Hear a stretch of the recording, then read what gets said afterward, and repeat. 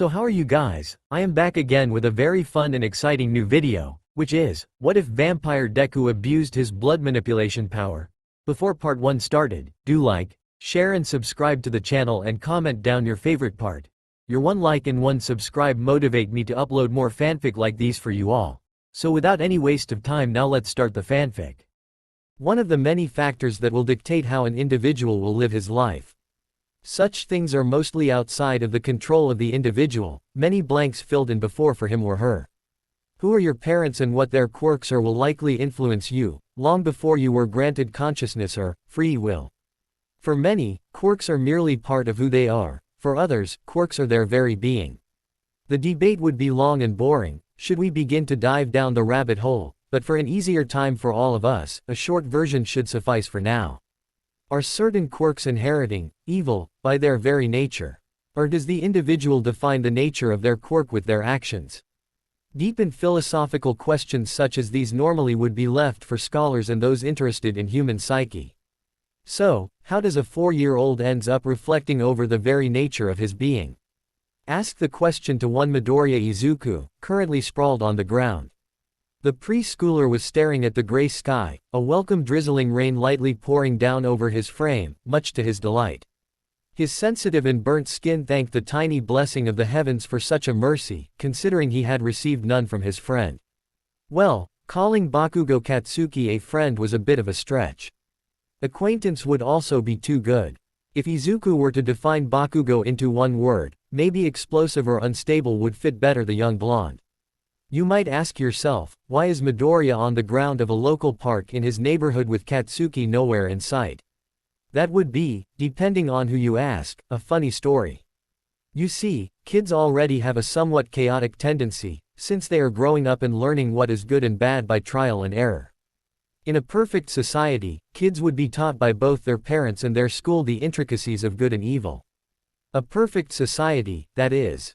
Pile up superpowers on about 80% of the population of the entire world, some government restrictions of the use of said powers to specific people and jobs, and add a dash of hero business work necessity and you have the current world in which tiny Midoriya lives in. A world where your quirk will mostly define who you will be, a bottom feeder working a dead-end job which you hate or a high-class member of society. Bakugo Katsuki's parents are an odd duo, but the currently important details here are their quirks. From his father, a simple oxidation quirk, nothing truly special, but when combined with his mother's glycerin quirk, biology ends up creating a literal explosion urchin capable of sweating nitroglycerin. In a society based around quirks and heroes, being capable of creating explosions at your convenience was considered rather top tier. As such, many would end up sucking up and overpraising said explosion urchin. Add an already great sense of self and you get one Bakugo Katsuki. Izuku slowly rose from the damp ground, some mud sticking to his clothes. He checked his burns, all of them gone.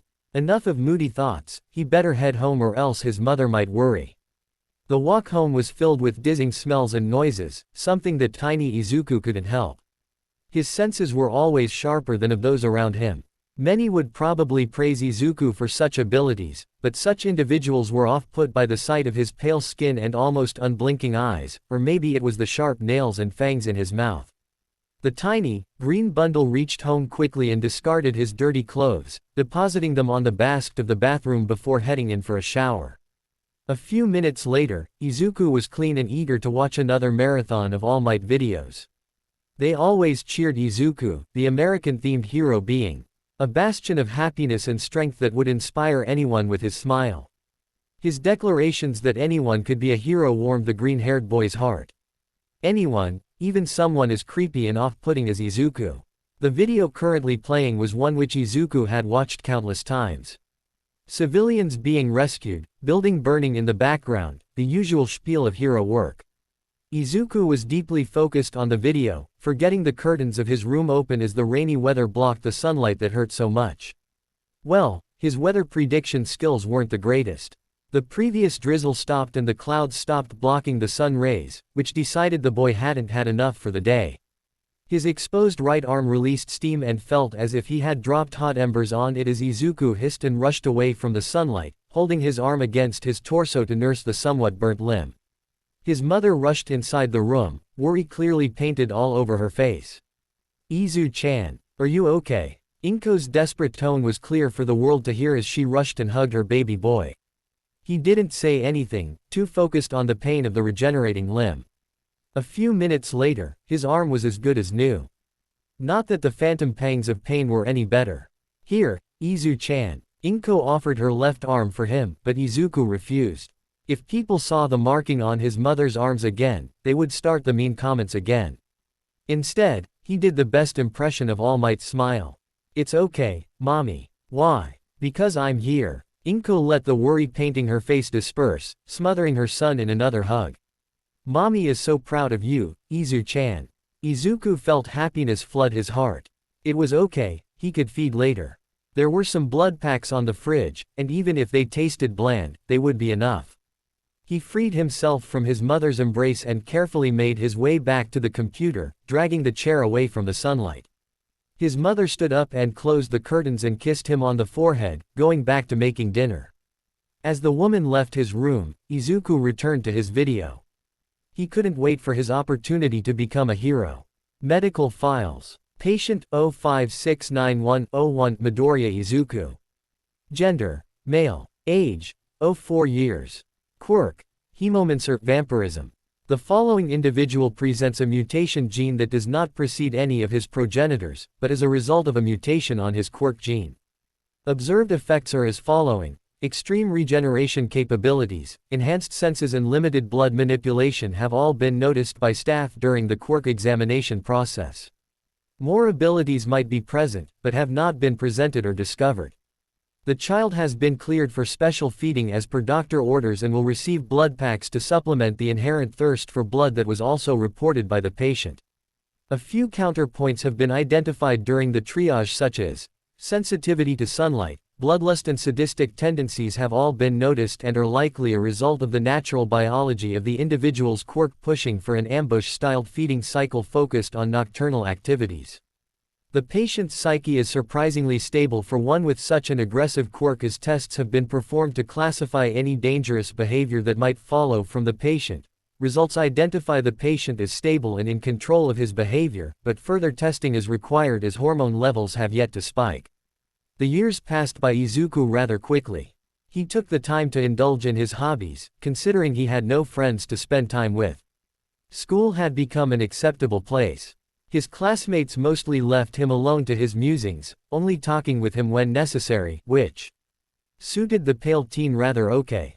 His weakness due to sunlight was, ironically, becoming weaker and weaker as the days passed and he toasted under the terrible light of the sun.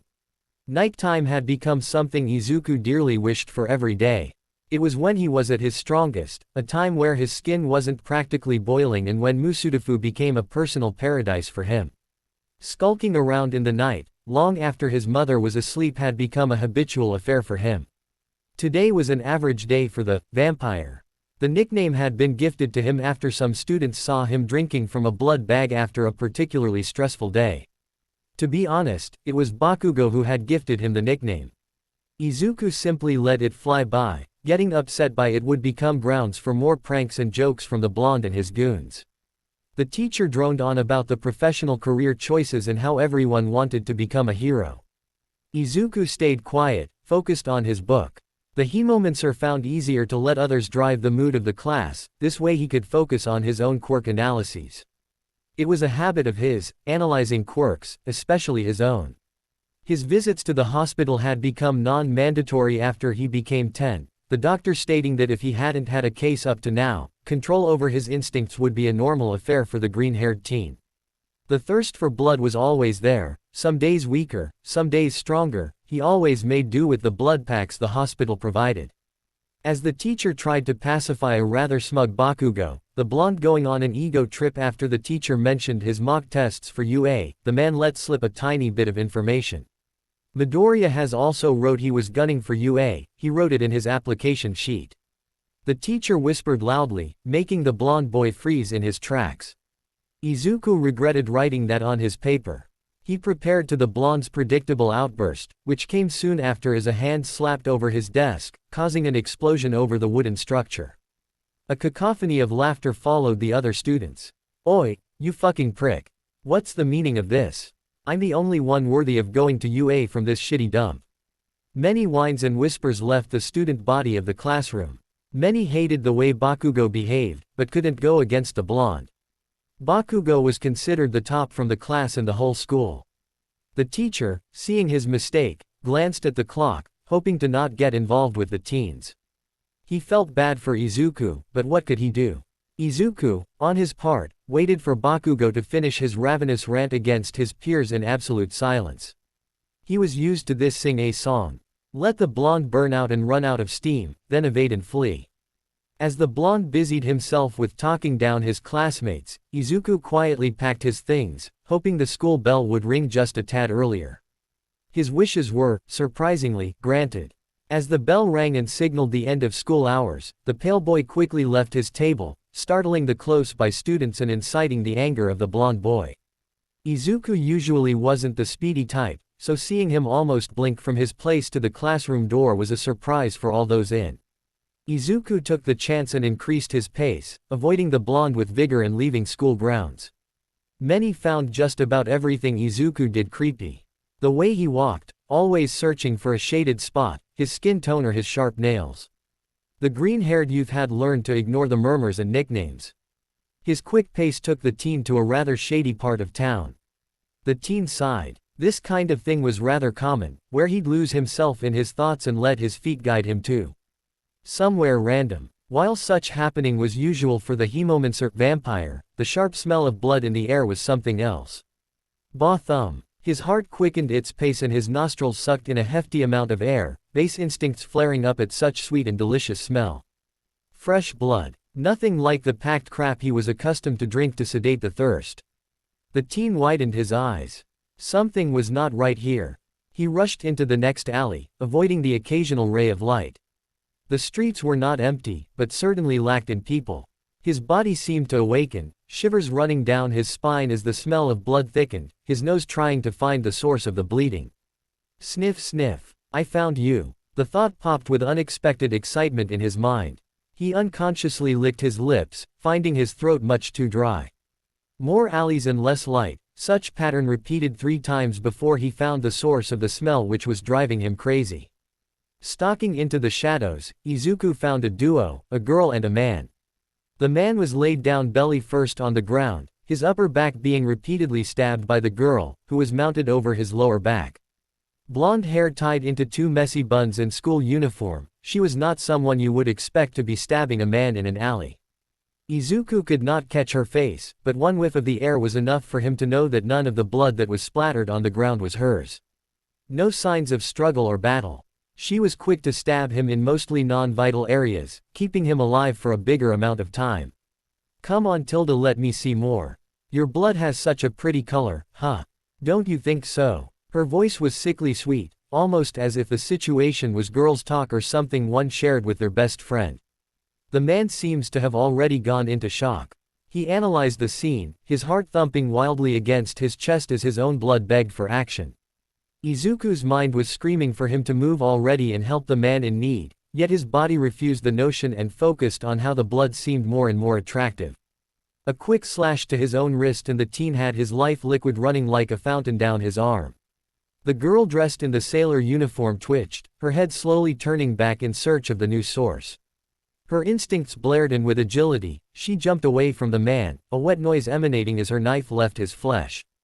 There was a whirling noise close to her ear, something red having cut closer than what she would have liked.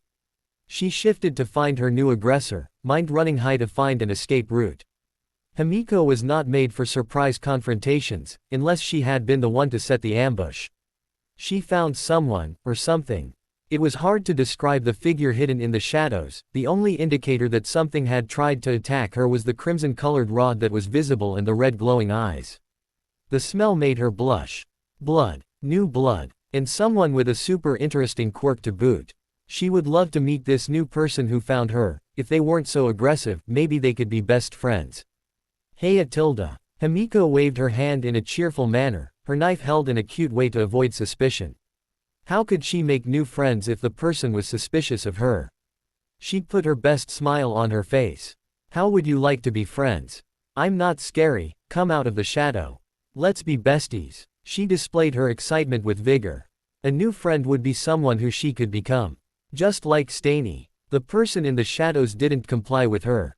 They slashed at their own wrist with something, and then the person made as if to throw something at her, but all that happened was life liquid splattering against her uniform. Mo Tilda. I was trying to not dirty this one. You need to say your name first. Just showing your blood is no. Himiko wanted to say something else, but she once more found her instincts blaring to life to alert her of danger. She could not see any danger, and when she noticed the wriggling on her clothes, she was already bound by something. Himiko fell face first into the dirty floor of the alley, the figure hidden in the shadow finally exiting them and walking her way. Himiko tried to wiggle and struggle out of these sudden bindings, but when they moved to wrap her wrists, the blonde realized why the sudden addition to her date had splattered blood over her. The smile on her lips grew. How cool. Being able to control his own blood like that must be so nice. Izuku, after confirming that the aggressor was firmly bound, walked to check on the victim of her assault. Multiple stab wounds made blood flow freely from the man's back and soaked his shirt, staining it in a rather beautiful color. That, or Izuku's hunger was talking louder. His nostrils flared to suck in more of the nice aroma, but the teen tightened his fist, an effort to control himself. He picked his phone and dialed for an ambulance. After giving his current location to the hospital, Izuku pocketed his phone and turned to look at the bound girl, only to find that he was staring at himself.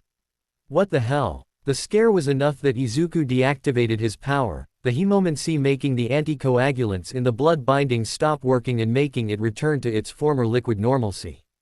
That was all that was necessary for his foe close to quickly get up and flee from his presence. As the figure ran away, sludge began to fall off and drip from the person, revealing to be the same blonde girl. She smiled and showed him AV with her hands. Bye bye cutie. Let's meet again soon. Nimbler and faster than Izuku could process her actions, the girl was gone. Deciding that the best course of actions would be to protect the unconscious victim, Izuku lifted the man from the ground carefully and propped him against the close-by wall as he waited for the ambulance. 10 minutes later, he heard the distinct sirens of both the ambulance and from police cars. The teen sighed, already picturing himself being interrogated. Izuku could only complain inside his mind as the cops appeared first. Put your hands up. He obeyed the others, lest he be shot. It had happened once and it was not fun. I apologize for the rudeness of my subordinates, Midoriya-kun. A man dressed in a trench coat and fedora apologized to the teen, bowing his head slightly at the vampire. I don't mind, Tsukaichi-san. It must have been rather suspicious, me being so close to the scene in my appearance. Izuku tried to make the man raise his head.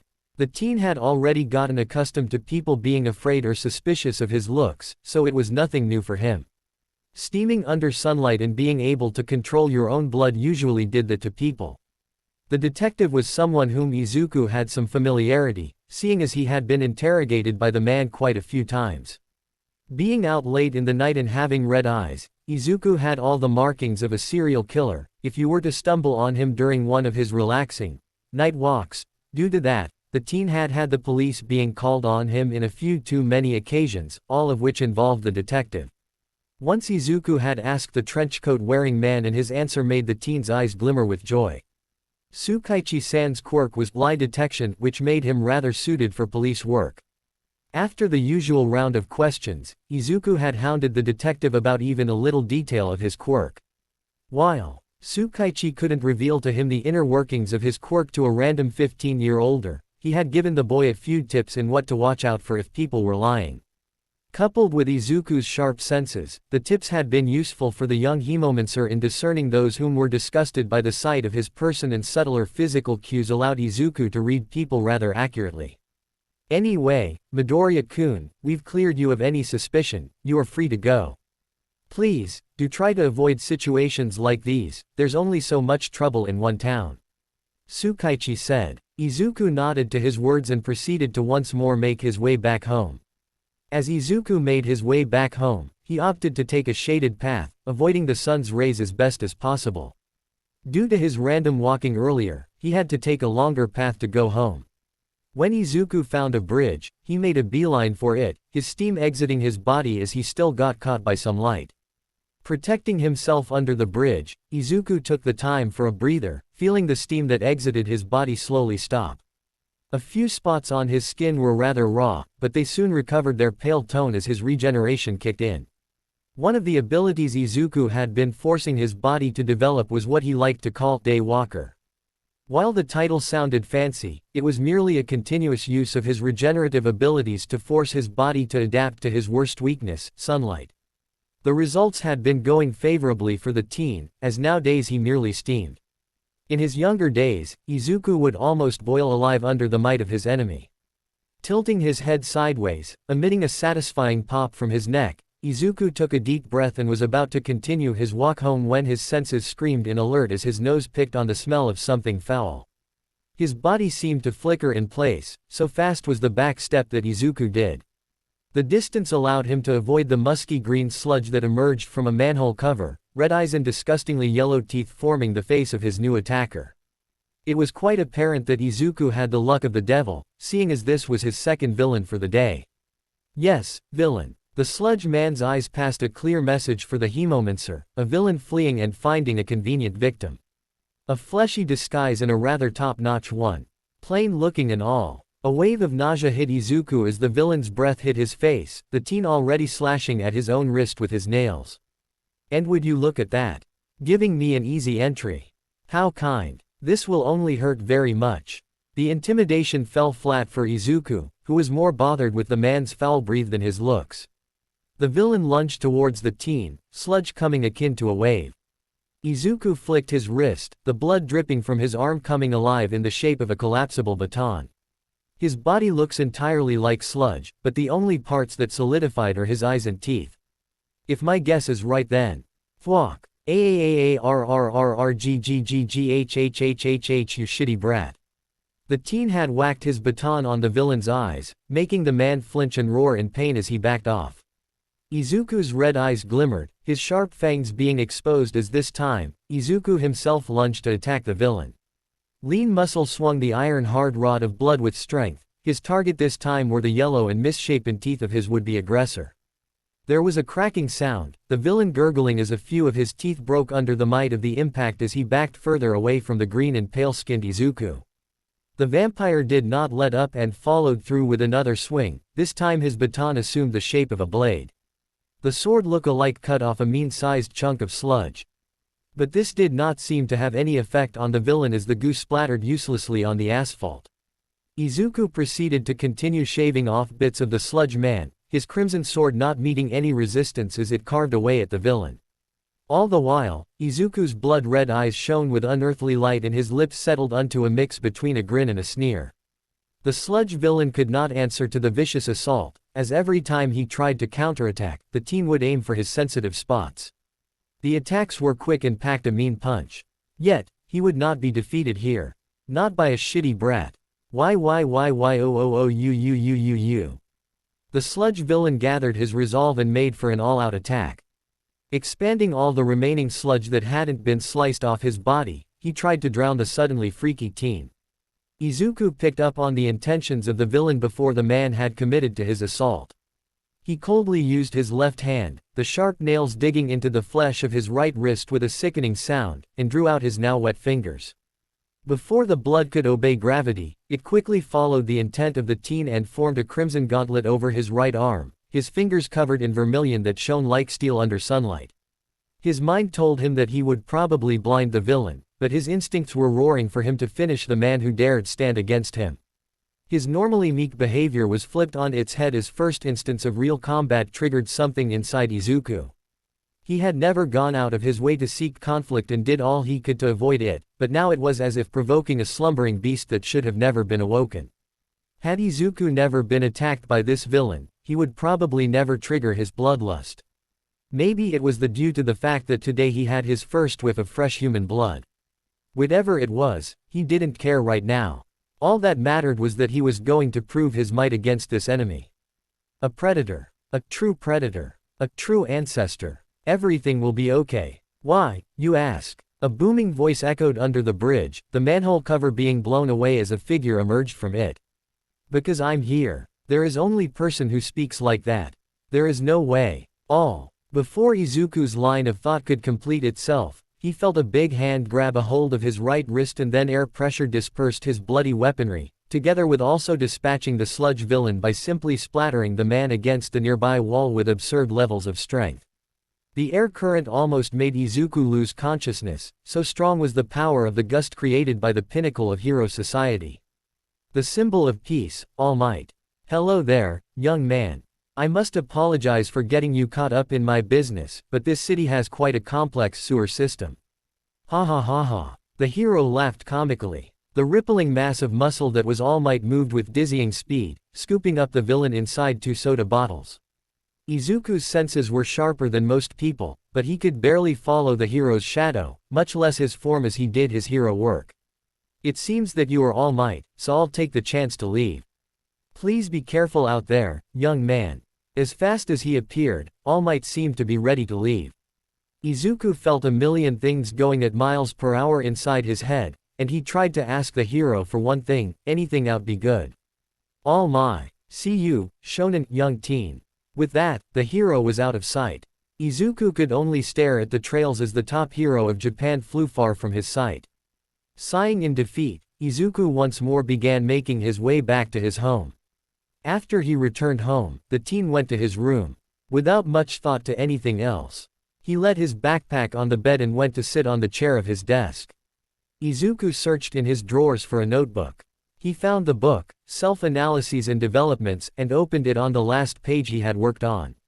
Noted down were the current abilities Izuku had gotten so far, together with some medical comments.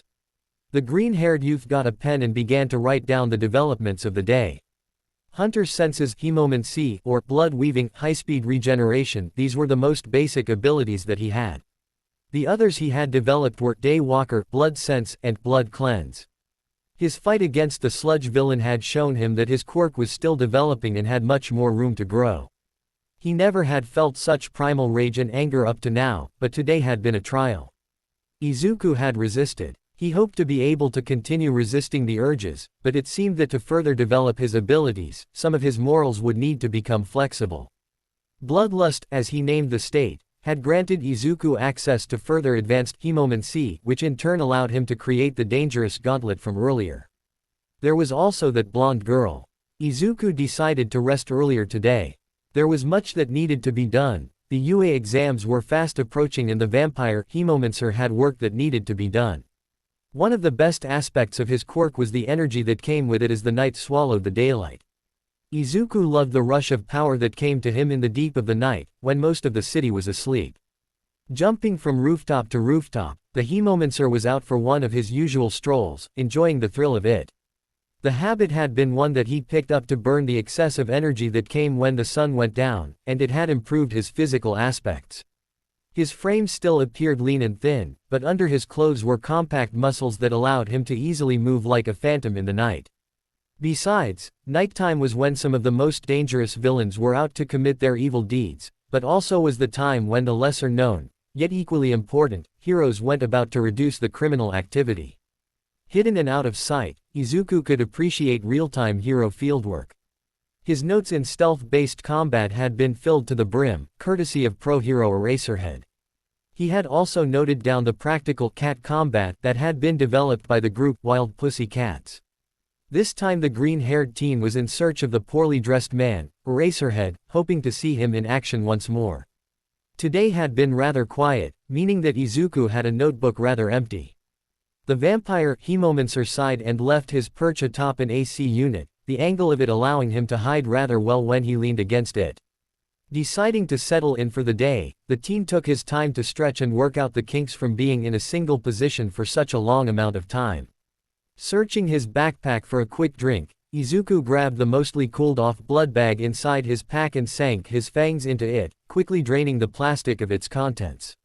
Letting out a pleased noise after gulping down the somewhat bland-tasting blood, Izuku wiped the corner of his mouth his hand. Guessing something isn't going to happen today after all. I was hopping even for a purse snatcher, but well. Izuku said to himself, glancing at the screen of his phone and checking the time. Seeing as he still had quite some time before dawn, the vampire decided to work with his quirk. Normally, training his quirk was hard, seeing as he had to bleed to have access to his most useful tool. It was quite understandable that there were no places that were willing to let Izuku use their facilities. As such, the Hemomancer mostly experimented in the deep nights, far from his home. He would definitively give his mother a heart attack if she were to see him cutting himself to have access to his blood. Chuckling to himself at the thought, Izuku quickly sliced at his wrist with the aid of his sharp claws. Closing his eyes to better his focus, Izuku tapped into his power. The slow flow of blood from his wrist quickly obeyed his command, settling over the cut wrist and covering the entirety of his arm up to his elbows in richly colored crimson. Advanced Hemomancy was quite complicated, as the vampire had to focus in the image of his armament, control the flow of blood and micromanage the amount of blood he had outside of his body. As much cool as it was to be able to use his blood however he wanted, there was also the fact that he was using his own life force to display battle prowess. If he were to pull too much out of his body at once, he could lose control of the life liquid and go into shock.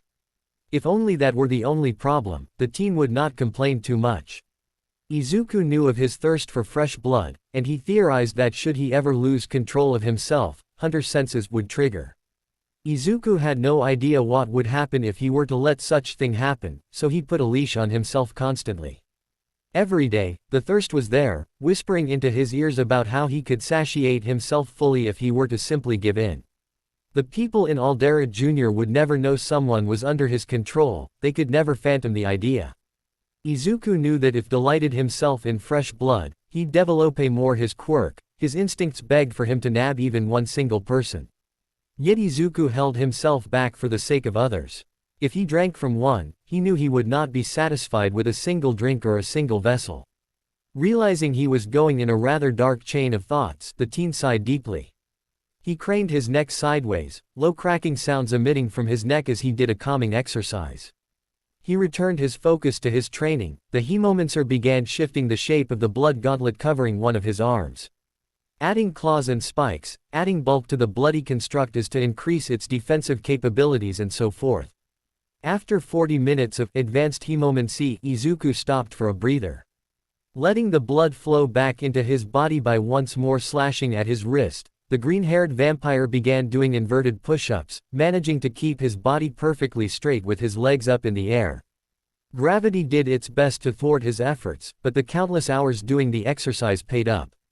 Exercising was one of the best ways for him to keep his mind from going into dark spirals of its own. There was also the fact that he could never be sore due to lactic acid buildup, considering the fact that even if he broke down his muscle fibers intensely, his high-speed regeneration ensured that he never suffered the after effects of intense workout. It was one of the perks his quirk offered him in exchange for his weakness to sunlight. One he forced himself to overcome through literal blood and tears. Once Izuku finished his push-ups, he wiped the layer of sweat over his body with a towel and after checking the time, the screen of his phone accusing just shy of 5 o'clock a.m., the young teen decided to head back home. He flash-stepped all the way, using the opportunity to also train his speed and eye coordination. Since it was so early in the morning, there would be few to none heroes patrolling the streets, which gave the teen the opportunity to test how well he could move in a city environment. After a 20-minute high-speed run to reach his home, Izuku took his time cooling down. He sat on a stool as the living room's TV droned about the usual spiel, the teen going over some notes about his workout. He left the televisor on, and went with his morning routine of washing up. After he returned to the living room, his mother already up and running the kitchen. Izuku bid her the usual morning pleasantries and headed to his section of the kitchen, where a small fridge was beside the normal refrigerator. He opened it and took a blood bag, immediately sinking his fangs into it and draining the bag of the iron-rich content. Letting out a muffled noise of contentment, the vampire discarded the plastic and sat close to his mother as she laid his portion of breakfast, scrambled eggs and cutely shaped octopi sausages. A mug of coffee was also close by, the drink something that always suited the teen's tastes. Izuku would always appreciate the fact that his mother would wake up so early in the morning to spend some time with him. The practice had done her wonders, as the woman was losing the slight gut she had accumulated over Izuku's younger days. Stress-eating tendencies. Being the single mother of an aberration like him could be stressful, yet she shouldered the burden and never complained. The vampire would make sure that she'd never have to worry about him anymore. Financially, their situation was not bad. Although Inko worked in an accounting firm, the majority of their household income came from the financial investments that the green-haired Hemomancer had done. Give a kid enough time, some pocket money and subtract, friends, from the equation and you would be surprised about the outcome. After their breakfast, the duo split up to get ready for their routines. As Izuku entered his room once again, he barely gave attention to his habitation as he put on his school uniform. Although his room is fairly Spartan, there were clear signs of his usage of the room. The limited edition All Might poster, a rather expensive computer laid on the simple desk, surrounded by a diversity of notebooks and various other books. His own smartphone and the headphones that were atop his black bed. These details, however, could only be noticed if one were to fully open the door, spread the curtains open and turn the lights on. The teen moved in the darkness of the room with no hesitation, doing what he came to do and leaving just as quick. School, as always, went by like usual. The students ignored him, Katsuki went about being his brash and arrogant self and Izuku ghosted by. The vampire had to admit that there was a certain spark to the ash blonde's confidence. Yeah, he was beyond prideful and so sure of himself, but Bakugo could back his boastful claims. Among the teens of Aldera Jr., no one could claim to have a better quirk. Well, almost no one. Izuku was pretty sure his quirk could match Katsuki's and dish out as much as the bomber.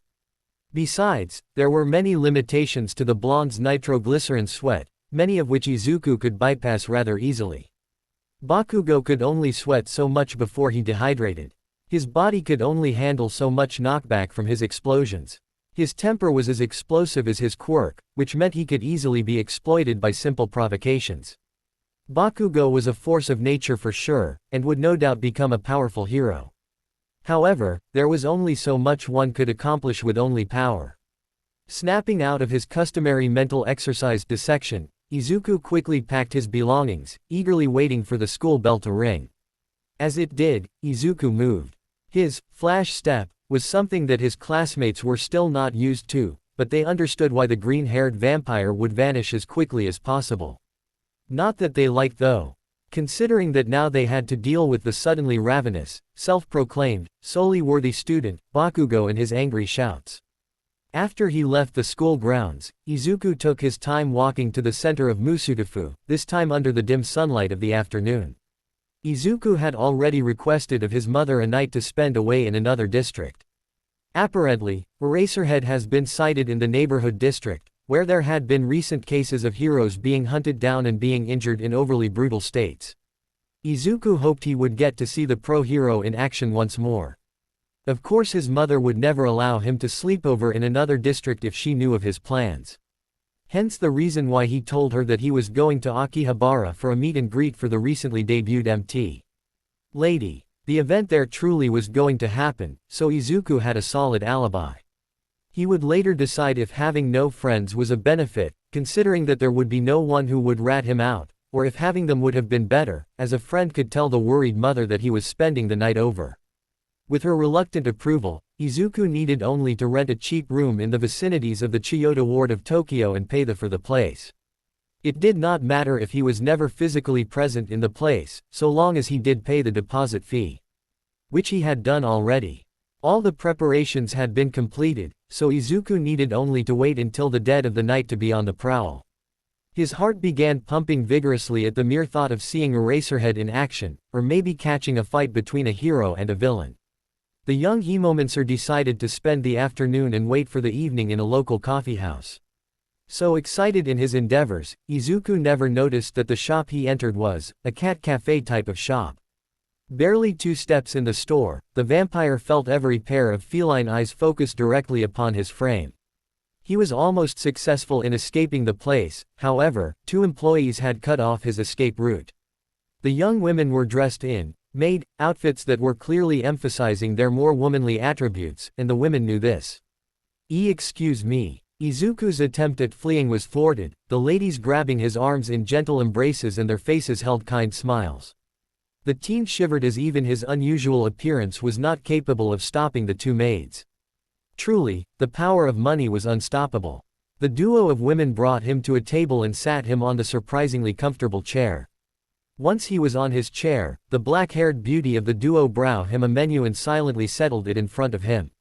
"Hello, dear customer. Welcome to Neko Para, our wonderful cafe. If there is anything you need, just say the word and we will promptly help you." The brunette spoke with confidence and posture. Izuku tried to explain to her that the animals in the place would most likely not like his presence here. Animals knew by instinct other animals, and invading the territory of another animal meant challenge their authority. Izuku did not want to flare his instincts over the cats in the shop, but the gleaming eyes of the felines were telltale signs that they did not like his presence here. In the end, Izuku merely nodded to the attendant, eyes quickly skimming over the options of the rather cute menu. "I'll have black coffee and some cake, please," he meekly asked. The other waitress, a stunning blonde, excitedly clasped her hands and ran back to the kitchen, while the black-haired beauty went to check on other customers. The vampire sighed in defeat. He checked his phone for any news or rumors about Eraserhead, but he knew it was much too soon for the pro-hero to be out and about. As such, Izuku merely glanced at the feed of his social media, not truly paying attention to any specific news.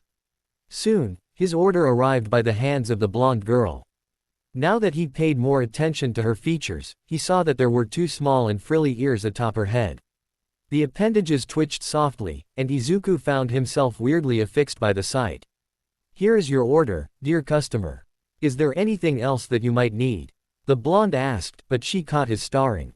A rather devious smile settled on her lips as she began moving about with a previously unseen allure. "Dear customer please, if there is any other thing I can do for you, you need only say the word, NYA. Izuku felt a shiver run down his spine. He gulped as the girl fixed a lock of hair in place. Before he could say anything else, the girl backed away from him with a truly cat-like smile. Izuku blushed at the teasing, conscious that she was playing with him. As she ran off to do her job, Izuku was mostly left alone. Time passed by at a slow rate, the Hemomancer idling about the cafe, once in a while ordering a refill for his mug of coffee. The flow of customers varied, as did the waitresses. It was a nice treat for the teen, seeing the many different cat girls that worked in the shop. It was only after his second hour in the shop that he noticed that all the waitresses here were girls with a variation on cat quirk, an apparent specialty of the place. The niche seemed to be successful, a rather tasteful combination of cute cat girls, maid outfits, cats and good food. On his 10th mug of coffee, Izuku decided to play a game to help pass time. As he looked around the shop, he tried to guess the quirks of the individuals and their effects. Some were easier than others. The waitresses had their various cat quirks with both the benefits and downsides. There was a guy that had wings on his back, evidently a bird type of quirk, mostly likely a falcon due to the shape of the feathers. Another guy was mostly normal, although his hair was dyed red, but Izuku could see sharp and jagged teeth in his mouth. There was a blonde girl with an impressive set of horns. She seemed rather excited to be in the shop, her blue eyes sparkling at the uniforms of the waitresses. Just as Izuku was about to continue his game, he heard footsteps coming his way. The vampire mostly ignored it in favor of trying to guess another quirk, but he felt the presence of someone settle by his side. Which right after, a hand settled on his right shoulder. Izuku turned his head to look at the person, surprising himself as he saw a zombie in front of him. No, wait, it was no zombie, but a person. A sleep-deprived looking person, but a person nonetheless. Lavandar eyes and hair, the teen in front of the vampire gave a rather standoffish vibe. He certainly did not seem to be here to start a friendship with Izuku. "See, could I help you with something?" Izuku hesitantly asked the other teen. The boy looked at him with a serious expression as the hand on Izuku's shoulder tightened slightly. "Yeah, buddy. How about you be a creep in another place? Quit with your disgusting staring at the girls." The words hit Izuku like a bullet. He was not expecting such a wild response. Had he gave off the wrong vibe, or maybe the manager of the place thought that he was loitering around and decided to have staff ran him off. Many questions formed on the vampire's mind, none of them answered in the short span. Izuku tried to formulate a response, simply stating that he wasn't looking at the people in here with those intentions. I wasn't. Tried being a key word, for as soon as he did try, he froze. His eyes glazed and Izuku suddenly found himself in a strange state of being. He could not move or do much for that matter. The magenta-colored teen removed his hand from Izuku's shoulder and pointed his hand to the exit door of the shop. Pay up for what you consumed and fuck off. A harsh command, as if Izuku had been a delinquent committing some sort of misdeed, had left the boy. As upset as he was, Izuku could only do as he was told, his body moving automatically.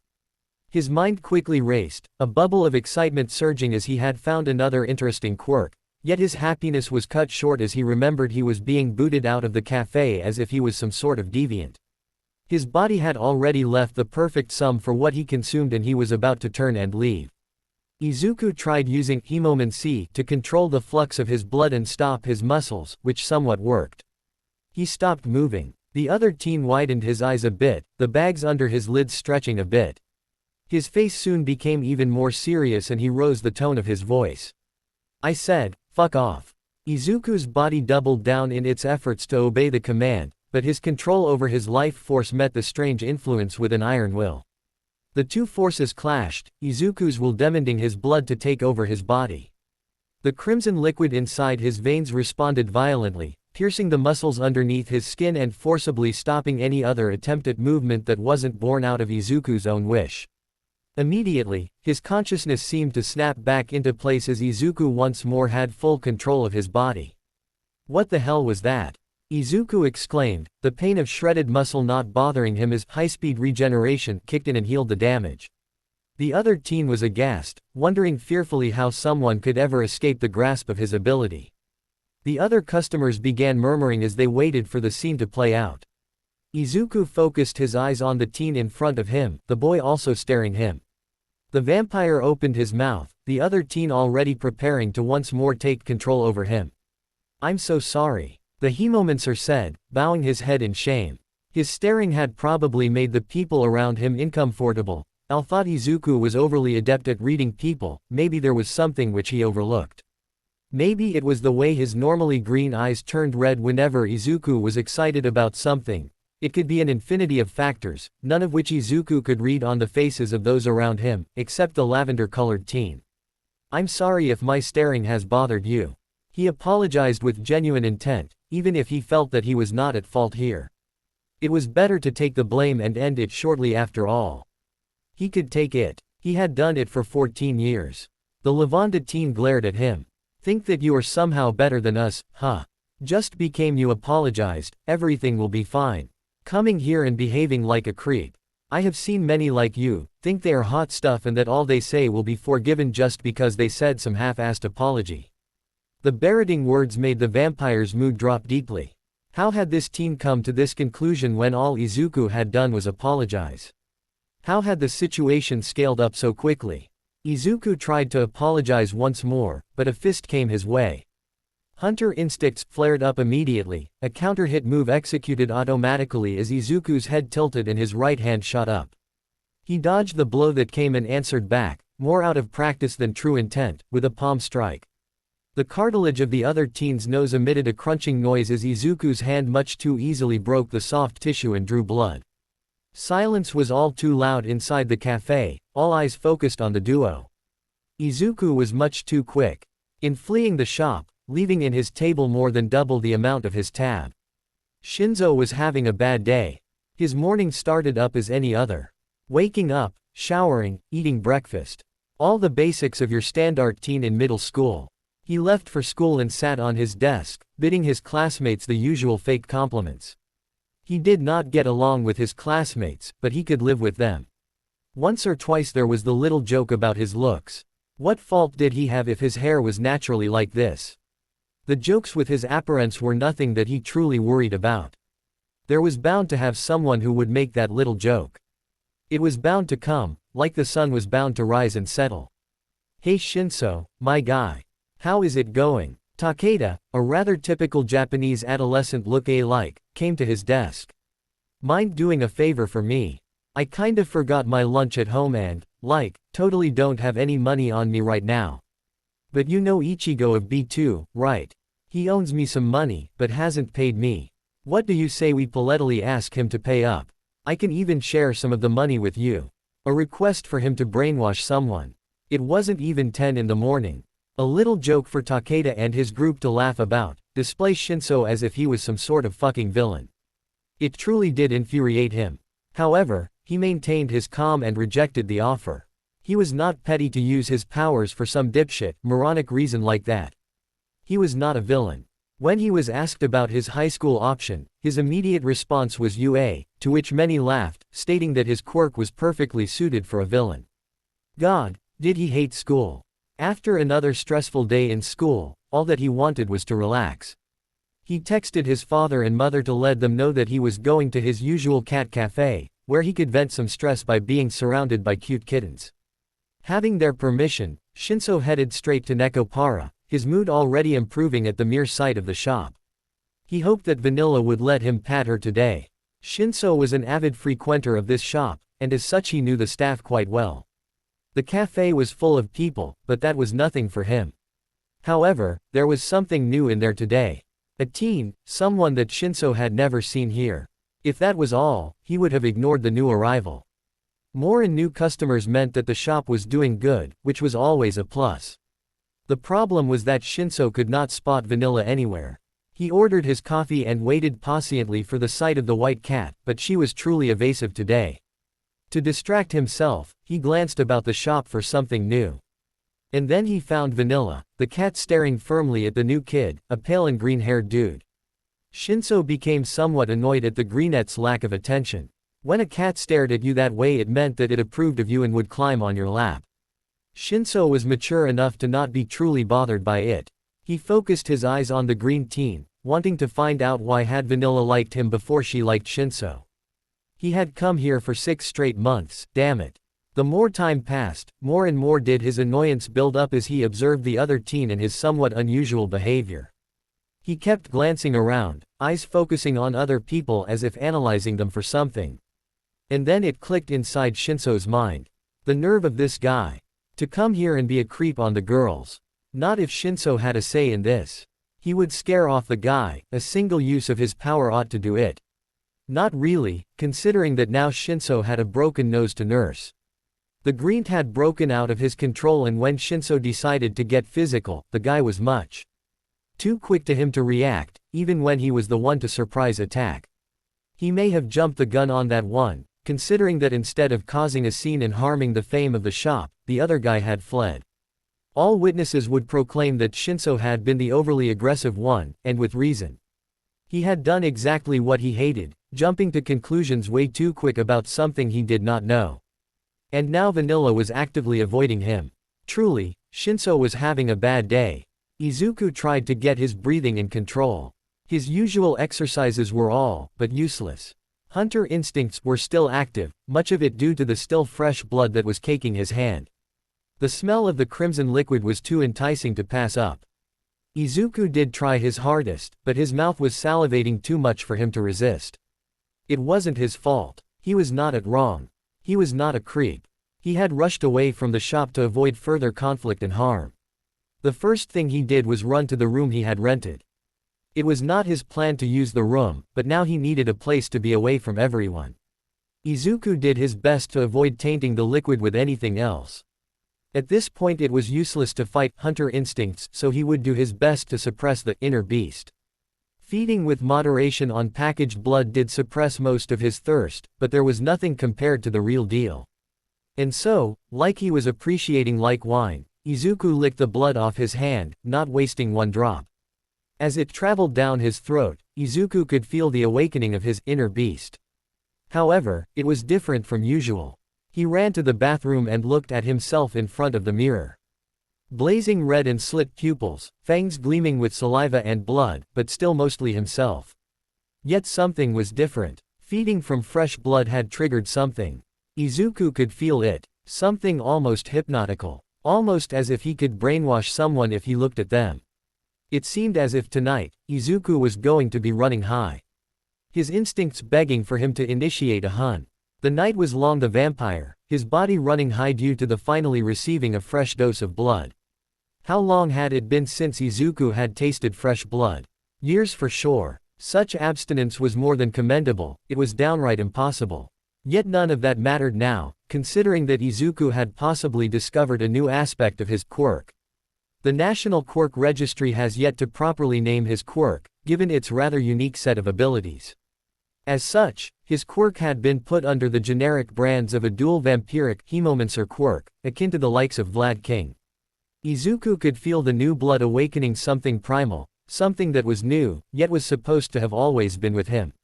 The team could feel in his mind ever so faint traces of the other guy's memories, annoyance, fear, hope. Many emotions that made his head spin and his instincts to flare, so similar they were to his own. Running with such a high could lead to a dangerous situation, hence the reason why Izuku had locked himself in his rented room. He sat on the cheap mattress, trying out all his breathing exercises. All the techniques that had helped him deal with the thirst for years now failed him miserably. Izuku never felt his body leaving the mattress and standing up, dressing his shoes and jacket. Hell, he only came to full consciousness when he was already out of the room and running at full speed atop the many rooftops of the district. His form was all but a blur for the average eye, Flash step aiding in his vicious search for any trace of fighting. The sky was already dark outside, which meant he had lost the count of time when he entered his room and when he left again. One thing was certain, Izuku would find the target of his hunt. It took him the better part of 2 hours before Izuku found a current conflict. As always, it happened in a dark alley. A man dressed in a leather, black-colored combat suit and motorbike helmet was exiting the place, going for the empty backstreet. He was armed with a worrisome number of blades, and if Izuku's nose was right, such blades had recently cut into flesh and drawn blood. Izuku stalked the man for a while, following him as he quickly made his way through countless alleys and shady streets. The man entered a rather cheap-looking building, Izuku opting to take a scenic approach and climbing the sidewalks with windows, his nails sinking into the concrete to allow him access to perches when none were available. The smell of blood was an easy trail for the vampire to follow, his already excited senses going into overdrive as the smell increased, this time with a subtle difference. Izuku could almost taste blood in the air, and he could not climb fast enough to reach his target. When he finally reached the window of the 5th floor, Izuku found himself staring at a common bathroom. The room was bare, only filled with the essentials such as soap and shampoo, but the team could also spot a bottle of bleach, likely an effort in trying to erase the traces of life liquid from whatever tools this person had been working on. Another glance and the Hemomancer found the sink, the sight of it making his nose flare and pupils sharpen until Izuku gained a frightening look. Blood, a knife, a nose. The sight captured his attention long enough for a hand to suddenly appear into vision. The glove's hand broke the window glass pane much too fast, striking and grabbing at his collar like a vice. The vampire found himself choking as he was brutally pulled inside the bathroom and then tossed into the closest wall like a rag doll. Izuku grunted in pain, but quickly got into a striking stance. There was only one tiny lamp lighting the room, but it gave him enough sight to make out the would-be attacker. His nose flared and his mouth watered, the sight making Izuku both fearful and thirsty. The man had a sharp face, black hair and eyes containing a powerful will, but those details paled in comparison to his nose, or the location where the cartilaginous mass would be. Instead, a massive gash slowly bled, making the man both easy and hard to recognize. A kid. I thought someone like Eraserhead had finally managed to track me down. No worries though, I'll just have you sleep while I change hideouts.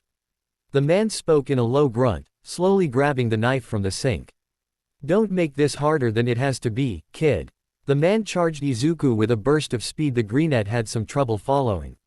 The duo engaged into a dangerous fight, the man slashing at Izuku with precision and strength, all of which failed to cut at him by millimeters.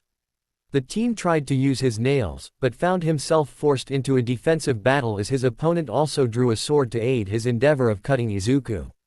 The team disengaged from the close quarters by jumping back, his nails sinking into the flesh of his arms and quickly drawing blood. The man seemed surprised by Izuku's actions and was almost caught in the surprise attack the team planned, the blood gauntlets missing their target as Izuku buried his covered fists into the wall behind the dangerous man. The team tried to dodge the incoming knives thrown his way, and mostly did. Unfortunately, Izuku found himself acquainted to the man's sword handle, a resounding crack echoing in the room as Izuku's nose broke under the blow. The green-haired youth recoiled in pain and was not fast enough to avoid the second blow, a sword burying into his right shoulder with no mercy. Right after that, the blade was brutally yanked from his shoulder as a boot stomped on his abdomen and sent the hemomancer into the ground as a sprawled mess.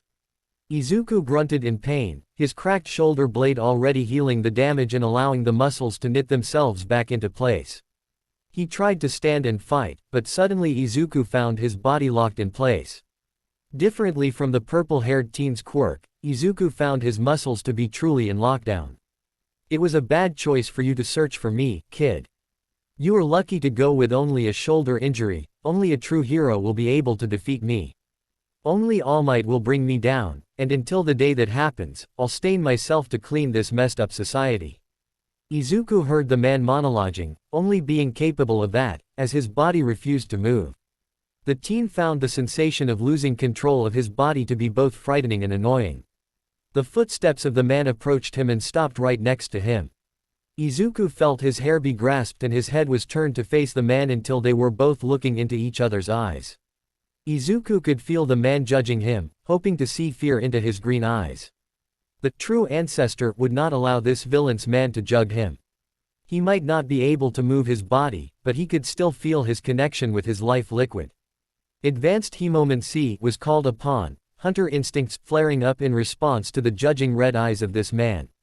Izuku's own pupils shone and glimmered in crimson light as the duo's stare competition prolonged.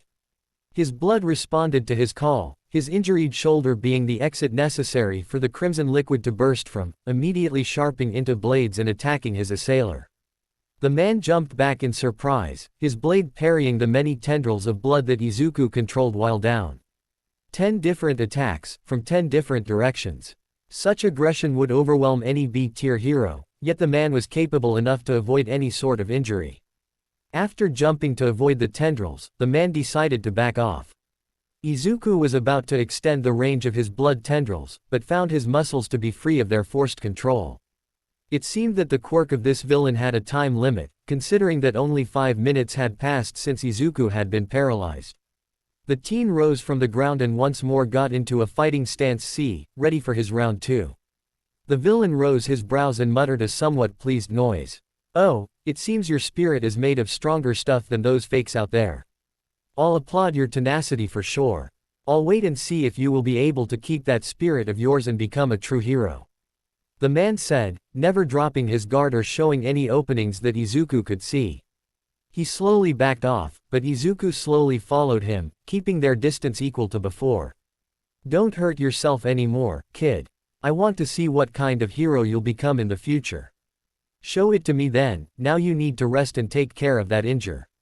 The villain cut his speech short as he noticed that Izuku's shoulder was already healed. His smile became much too large, his tongue snaking out lick his sword, where there was still blood from when he cut Izuku earlier. Before the teen could wonder why the man would ingest blood, the same sensation of muscle lockdown happened and Izuku fell once more, this time face first into the ground of the bathroom. He heard the sound of another window opening up and then the apartment fell into complete silence. Izuku felt somewhat hollow, being subdued so easily by a villain. He had messed up a lot this time, letting his instincts get the better of him. And allowing them to run rampart had been what led to his current state of defeat, paralyzed into the bathroom of a killer for who knows how long. The vampire felt like an incompetent child. Why had Izuku thought that he could take on the man with his piss-poor combat skills? Sure, his hunter instincts was a top-notch predator skill that could cover for a lot of his inexperience in combat, but relying so heavily into them had led into him getting a sword to his shoulder. Izuku could still feel where the blade had dug into, the cold bite of the jagged metal already been healed. He reflected into the fight, his mind easily replaying the events and pointing where and how he had messed up, and how he could have done better had he maintained his rationality and calm mind. Yet, Izuku had given into the thirst and allowed himself to rampage. How could a mere lick of fresh blood have caused much an effect on him? 5 minutes passed and his freedom of movement returned, allowing Izuku to pick himself from the cold ground. He sniffed the air in hopes of finding the villain, but his efforts were for naught. All he picked up was the smell of blood hanging from the bathroom sink, where the man had apparently done some sort of self-harm. The green-haired teen couldn't help his mouth watering up, shivers of pleasure running up and down his spine as the sweet smell of blood wafted into his nose. Izuku approached the sink and, his hands smearing the blood and approaching it to his nose for a better inspection of the blood. Sweet. His mouth watering even more, his earlier defeat completely forgotten, Izuku brought the crimson liquid to his mouth for a taste of the nectar. As he licked his hands clean, Izuku ignored the severed appendage at the bottom of the sink in favor of appreciating the taste of fresh blood in his mouth. His eyes glimmered, pupils like rubies. The vampire delighted himself in the taste, his own blood screaming in happiness as it broke down the nutrition it received. His fangs shone, reflecting the light of the room, and Izuku caught a glimpse of himself on the mirror above the sink. He froze. A monster was staring back. The sun shone without a care, bringing its light for all. The curtains of the room were opened without a care for the wishes of the occupant of said room, allowing the sunlight to touch the exposed arm of the person covered in blankets. The woman who entered the room stood at the door, waiting for the usual to happen. A few seconds passed before the blankets were thrown in the air without a care, the teen under them rushing to escape the light that invaded his space without regards his wishes. Izuku hissed at the window, staring hatefully at the light that entered his room for a few seconds. His nose picked up the scent of his mother standing by the door frame. He breathed deeply, clamping the urge to close his curtains down and slowly making his way out of his room. "Good morning, Mom," Izuku said, tiredly dragging his body out of his room and making his way to the kitchen. "Morning, Izuku," Inko sweetly replied, following him. The duo made their way to the kitchen, Inko sitting herself on her usual place as Izuku proceeded to his mini fridge and grabbed 3 blood packs, making his way to his place where breakfast was already served.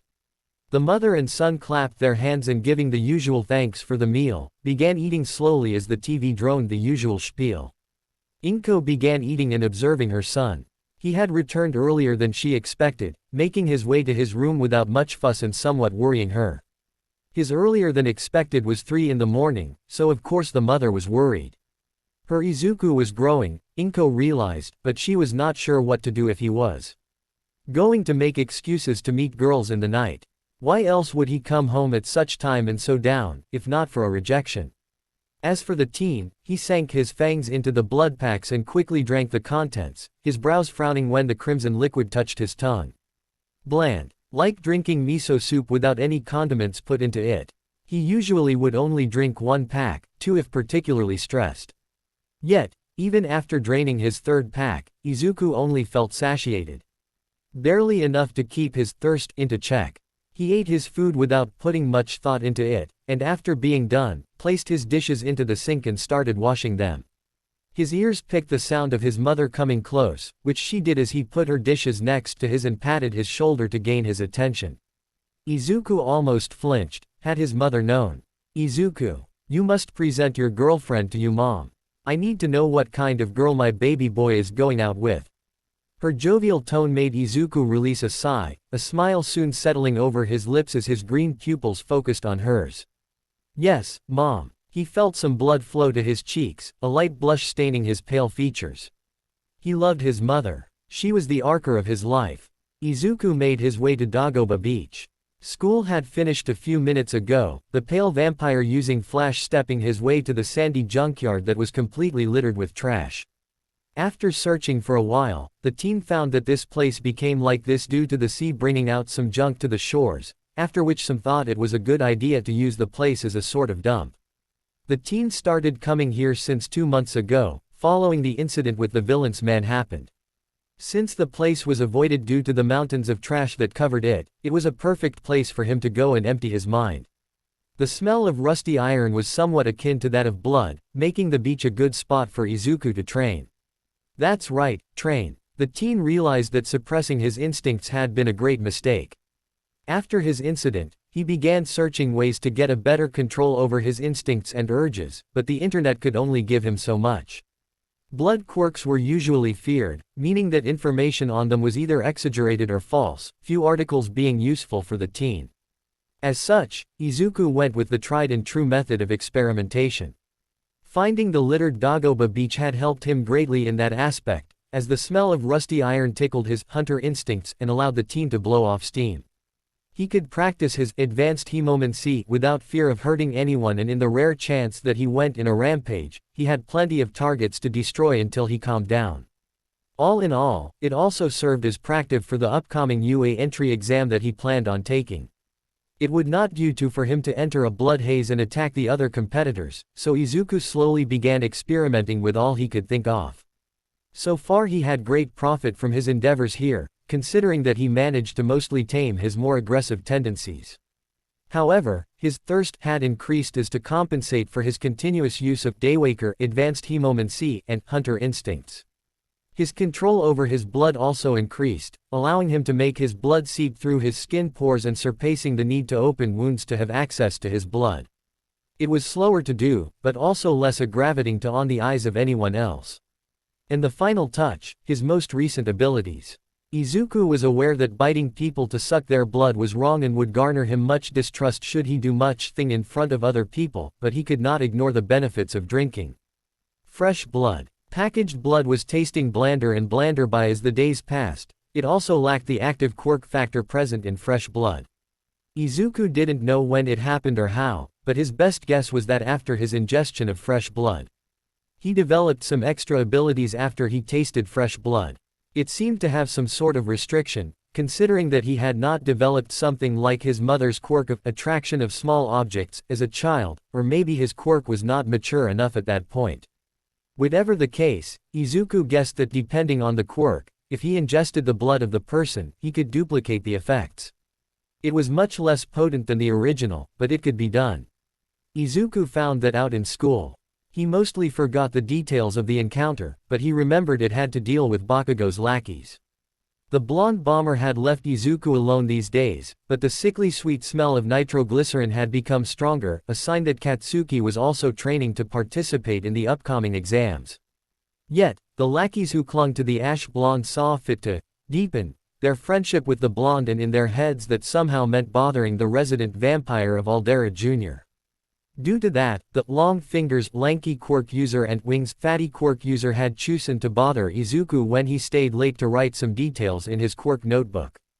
Before they even got the chance to bother him, his green pupils shone in crimson light as Izuku decided to test if he could really reproduce the effects of other people's quirks. The result: two new abilities that Izuku decided to call Mesmerize and Coagulation. Both were useful in their ways, but were inferior copies of the original abilities of the people he had obtained them from. Mesmerize was obtained after Izuku drank from the purple-haired teen's blood, and was a form of hypnotism. It was tricky to use, considering that Izuku needed to maintain full focus eye contact with his target, and it was still hard for him to truly control others. At best he could give simple instructions, and those needed to be something that the target believed was their own idea. It was a hard-to-use ability, but Izuku could make it do with it. Coagulation was easier to use. If he could let some of his blood enter someone's bloodstream, Izuku could make his blood paralyze someone for a short period of time. Quite useful for fights, although Izuku needed to have people ingest his blood for it to work. He wondered if he could get new abilities by drinking more blood from different sources, but such occasions would surely be hard to come by. It was not like he could go around asking people if he could drink their blood. That would be weird. Izuku continued training, thoughts running in his mind as he slashed at the piles of scrap with his blood gauntlets, sending metal bits flying and breaking parts of bigger machines. The noise of it covered the sound of the person that approached him, the smell being covered due to the grease and oil that was stuck on the skin of the person. The vampire was caught by surprise when someone touched his shoulder, making him spin around, counterattack ready as his gauntlet-covered hands aimed to strike at whoever managed to get this close without his notice. His sharp fingers barely managed to stop before the girl in front of him, pink dreadlocks flying due to the air pressure created by his suddenly stopped motion. "Hey there. I noticed that you were breaking these things apart, and I wondered if you couldn't help me out with those other ones over there. How about it, huh?" Izuku found himself being requested a favor by a girl. Whatever in hell was a girl doing in this dump was anyone's guess, but her get-up seemed to point the possibility of her being a mechanic. The goggles atop her head and the tool belt strapped around her waist were dead giveaways to that. One question though: are these gauntlets metal? Or maybe they are your quirk? They are quite resilient, but don't seem to be made of metal, so maybe they are some sort of alloy. Or carbon-based? Tell me about them. Oh, about my request, could you do it? It won't take much of your time, promise. I would dismantle them, but some of the screws rusted and the only way to get the inner machinery is to break them open. The girl kept talking over Izuku, not allowing the vampire any chance to give an answer to any of her question. She truly machine-gunned him down with words, getting close to his personal space and grinning as he seemed to bounce in place, her sight-shaped pupils running all over his blood gauntlets. Izuku felt overwhelmed. Oh, I almost forgot. Conversations start only when you introduce yourself, right? Well, my name is Mei, Hatsume Mei. Now, could you break that washing machine over there? Izuku felt truly overwhelmed. Ah, finally done. A teenager exclaimed, stretching his arms backwards and emitting satisfying popping sounds from both his back and shoulders. Izuku had been taking his time to study for the upcoming UA exams, and as such he could not neglect the fact that UA didn't just focus on physical aspects but also in academics too. The last 3 months until the exam he had dialed back his night strolls, since he managed to get a much better grasp on his abilities. The thirst was still the same, the little voice at the edge of his mind reminding Izuku that he was far from perfect. Much too far. Yet, the pale boy continued his path. He also had eased his training routine. Since his encounter with Hatsume Mei all those months ago, he had not had a full moment he could call his own. The tech geek girl was incessant in her efforts to have him help her with her inventions, or better said, her babies. Izuku swore that he could never get used to the girl's erratic behavior. After he had helped her in their first encounter, she had hacked into his phone and had added her own info contact, including her bloody address. Day in and day out of his training, Izuku had been forced to help the girl carry ludicrous amounts of trash from the beach to her workshop, about 10 miles away from the littered part of the beach. It had been greater workout routine than anything he had planned so far, so he did not blame the girl or had any true malice towards her. Besides, it helped that she talked so much, as her voice could distract him from his own thoughts. Bonus points that she was always covered in sweat and grease, which did not trigger hunter instincts and didn't make him wish to jump at her neck each 5 minutes. Make no mistake, Mei was attractive in her own right, with her frantic behavior and, well, she was more developed than the majority of the girls he had seen in his school. Coupled with her lack of respect for personal space, and it made for some unusual moments. Lucky for him, motor oil was truly difficult to get off the skin, thus he only needed to focus on that when the pink-haired girl got too close for comfort. He sighed. His habit of letting too many ideas swim in his head had gotten him thinking about nonsense again. As puberty came, so did the increase in his hormones and instincts. Add his quirk's less than stellar ability in hunter instincts, and you could end with a troublesome combination of testosterone and adrenaline. Ping. Talk about the devil and he shall appear. Izuku joked inside his head, grabbing his phone and opening the text he had been sent. Another request from Mei, this time asking for him to grab some random trinket she had forgotten by the junkyard of the beach. Izuku sighed, but complied and sent a confirmation to the girl. She had been his first friend in a while, and the fact that she did not mind his weird appearance or why he steamed if exposed for too long into the sun. Daywalker could cover up when Izuku was dressed up, but most of his exercises required him to shed the maximum amount of clothing possible so that he could push his abilities even further. He picked a hoodie from his wardrobe and left him room. His mother was in the living room, watching some rom-com that he had no interest in. Hey mom, I need to pick something for my friend. I'll be back soon, he said, already by the door and putting in his red sneakers. Isn't it quite late, Izu? How about you pick that up tomorrow? Inko worriedly asked, her gaze shifting to his frame. The vampire waved off the concerns of him mother, giving her his best smile. His fangs gleamed and his gaze was more of a predator than a caring son, but his mother knew him enough to know what he truly meant. The woman kept her eyes locked into his frame for a few seconds before she exhaled tiredly, giving him her sweet smile. One that would not send children running away. Okay, Izu, but if anything happens, call me immediately. Don't even think about vanishing into the night and coming here the next morning as if nothing ever happened. She warned, her voice laced with concern for him. He supposed she was talking about the night he came home suffering blood withdrawal. It only happened when he went long periods of time without ingesting any blood. or when he was cultivating foreign blood inside him, hoping to emulate other quirks. It was not pretty sight to see or hear, but it was something that he could at least mitigate. He hadn't spent that money into those ultra UV lights in vain, after all. Sure mom. Love you, he assured her and exited their apartment, quick steps guiding his body into Dagoba Beach's way by pure muscle memory. The night truly was the moment when Izuku shined, his body working at its best to provide him all the power of a vampire, to the enhanced senses and all the spiel of his hemomancy. It was thanks to those senses that Izuku was now sneaking around the beach, his frame hidden behind old and rusty cars, washing machines and all sorts of machinery one might think of. You might be asking yourself, why would he be hiding like some sort of burglar? The question was very simple. His hunter instincts were going crazy, his nose flaring up to pick the smell of his favorite drink. It was not rust, which slightly stimulated his appetite, but it was the smell of the crimson honey that was his nectar and curse. Blood. Old blood, that had been cleaned away with bleach countless times from the metal blade which had drawn the life liquid away from the owner of it. A bladed tool for sure. Izuku had only smelled that much blood in two people, none of which had been friendly when the vampire the last time he had met them. Which begged the golden question as of why would Stain be here? Had he remembered Izuku and decided to finish the job from before? Izuku did some research before to find information on the man he had fought that fabled night, when he had acquired mesmerize and coagulation. A villain, or anti-hero as some in the internet called him, Stain was known for his recent acts of purging those who he saw unfit to be heroes. His ideas about true heroism had been spreading around the web, slowly gaining support from fans of his ideology. Pushing all those thoughts aside, the vampire regained his focus, making sure to carefully make his way where the smell of blood was at its strongest. He hid behind one old car frame, closing his eyes to fully focus in his ears. "Ga-chan, can you go out with me?" The voice of a teenager reached Izuku's voice.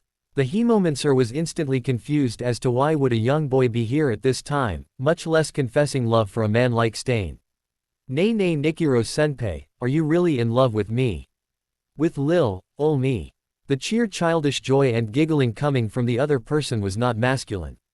In fact, the tone was so feminine that Izuku could picture in his mind the type of person who would speak like that as a cute kohai.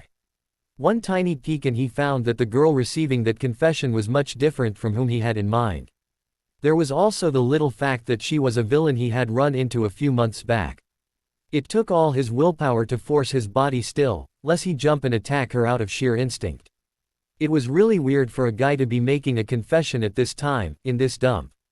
Izuku was not the leading expert in dates or romance, but he pictured that a date must be somewhere that the girl would enjoy spending time at. Unless this girl enjoyed rust and trash, Izuku doubted this was the most appropriate place for this. The vampire continued hidden, waiting for any other development, but this time he made sure to pick his phone and start silently recording the happenings here. "So, Nikiro-senpai, what is it that enjoy in me? My good looks? Or is it my personality? Oh, I got it. It's my sexy body, right?" The blonde squealed in delight, her hands joined together as she swooned at the not at all romantic shenanigan happening. The boy smiled, one hand scratching the back of his head while the other went for his back pocket. "Toga-chan, I enjoy everything in you. The way you talk, how cute you look in the morning, how wonderful you will look when I break you." Izuku narrowed his brows at the rather sudden shift in tone and mood. He began to let his blood out, the crimson liquid slowly seeping through the pores and skin of his arms to make his gauntlets. It seemed that Izuku had the devil's luck to stumble into these situations. "I don't know, senpai. I think you will look pretty cute bleeding out too." When the blonde, whom Izuku now knew went by Toga, spoke out. The duo stayed in their standoff for a while, no one moving. And then it happened. Nikiro's right arm whipped into Toga's direction, electric sparks flying from the stun gun in his hand. His appearance of a middle school boy disappearing into mist as he turned into a grown man dressed in a suspiciously decked-out attire. Combat pants and boots, coupled with a military-grade vest and a black hoodie made the man menacing. Izuku could also spot some handcuffs, another stun gun, what Izuku hoped to be a smoke grenade and a nightstick. Toga, on the other hand, drew knives hidden in the long sleeves of her sailor's uniform. The blonde girl immediately threw her weapons at the man to make some distance before drawing another pair from a strap hidden under her skirt. The man dodged the knives thrown his way and poised himself, drawing his nightstick and extended it. "If you give up nice and easy, I'll promise to make this painless. Damaged goods sell for lower prices, you see. It's all business, so if you don't mind." Nikiro joked about, twirling his metal stick and slowly circling around the girl. Toga opened an even bigger smile on her part, her predatory eyes never allowing the man out of sight. "You see, senpai, Himiko here is such a cutie that the big men up there need to send goons like you to try to get her attention. That's not cute at all. You will be cuter when you start bleeding," the blonde declared, suddenly sprinting towards the armed man. The duo began exchanging attacks and testing the range of their weapons. Himiko was agile and nimble, her knives almost dancing as they tried to tear into Nikiro. The man had longer reach due to his stature, but he could not overextend, else Toga would be sure to bury a knife deep into his gut. "The things we do for money." The man let the thought fly in his head. He had found Himiko walking around late at night close to the hotel areas, where young high school girls sometimes sold their bodies for some cash. It was much more subdued these days, hero patrols and all that jazz, but you could still find yourself some young flesh selling itself for a quick buck. Or in other cases, the big shots offered money to dealers for them to provide high-quality meat.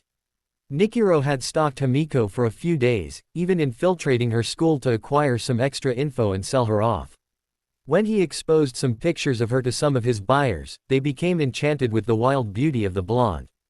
Her messy style, or whatever they said at that time, Nikiro, or going by his real name Amamiya Hiroto, only paid attention when the old farts mentioned the amount they would buy her. Abusing the hell out of his quirk, fake-out Amamiya could easily infiltrate the school under the disguise of any student. A mere touch, and for 3 hours he could pretend to be whoever person he touched. It was a emitter-type quirk that displayed the illusion of being someone else, but it could be identified in many ways. Smell and touch were only some of the many ways he had been figured out, hence why he opted to carry with him his weapons. A shocked and paralyzed meat slave was much easier to deal with than the panther-like Himiko. The duo continued their engagement, Amamiya coming many times close to zap the blonde, but she continued being able to escape and dodge both his weapons. The man was becoming irritated by their stalemate, already having received some nicks and cuts from the girl. Deciding he had had enough of their little game, Amamiya backed off quickly, Himiko following him before he could disengage. A pity for her, this had been a bait. He let the nightstick fall to the ground as he pulled something else from his vest. Himiko stopped her knives a few centimeters away from cutting into Amamiya's throat. The reason was that now she was staring at the rifled barrel of a revolver. Those few seconds turned Himiko's world into a pain-filled fiesta as 50,000 volts of electric energy ran over all her body, making her first tightly clench her weapons before letting them go and falling into the sand below her like a puppet whose strings had been cut. All that she saw before she went unconscious were 2 crimson pupils shining above Amamiya, green hair obscuring the face of the new arrival into the fight. Her last recurring thoughts were, "How pretty. Here, eat this please," Izuku said, his hands coming around and clamping around the man's mouth. With a vice-like grip, the vampire held the man in place, blood seeping from a cut on his palm directly in the assailant's mouth.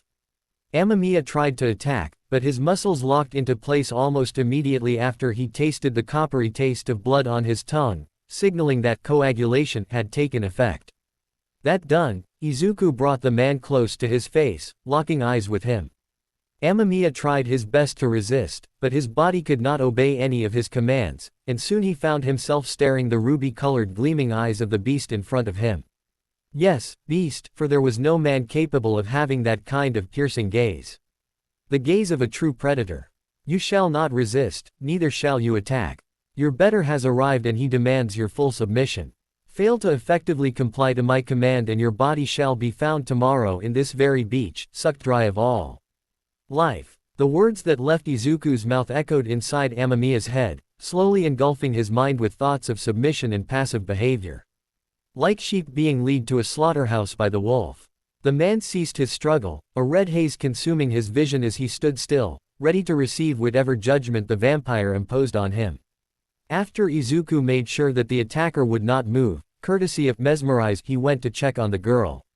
It was not an excuse to make some distance between him and the helpless blood bag in front of him, no sir. Mind tricks and intimidation were tactics Izuku was willing to use, considering they were rather effective when coupled together with his appearance. Bakugo was a prime example that intimidation tactics were mighty effective. Even threats such as the one he just made were acceptable, so long as Izuku kept his mind focused on the objective. He would only become a true monster if he did cross the line. Even with all the instincts, that was the one line Izuku swore to himself to never cross, no matter what. Even if the line became shifty or it bordered in villainy, as long as he did not cross it, he was safe.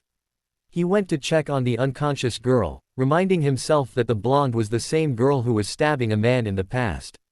He checked her pulse and I checked her for any possible injuries, but she seemed mostly fine. She would probably be in a bit of pain after she woke up. After all, she was shocked pretty good by the stun gun. The vampire took the safe approach and used his blood to form a long tendril, using the bloody appendage to check the blonde for any other hidden weapons. The Hemomancer was somewhat surprised by the sheer number of blades that she was carrying. Not so many as Stain had, but he counted 10 knives so far, those she had thrown earlier out of the mix. After making sure that the blades were out of the girl's reach, Izuku went and made sure she was in a more comfortable position than before, when she was thrown on the ground like a ragdoll. That done, Izuku immediately contacted the police department, telling the nature of the incident and reporting any details that might be of use to the police.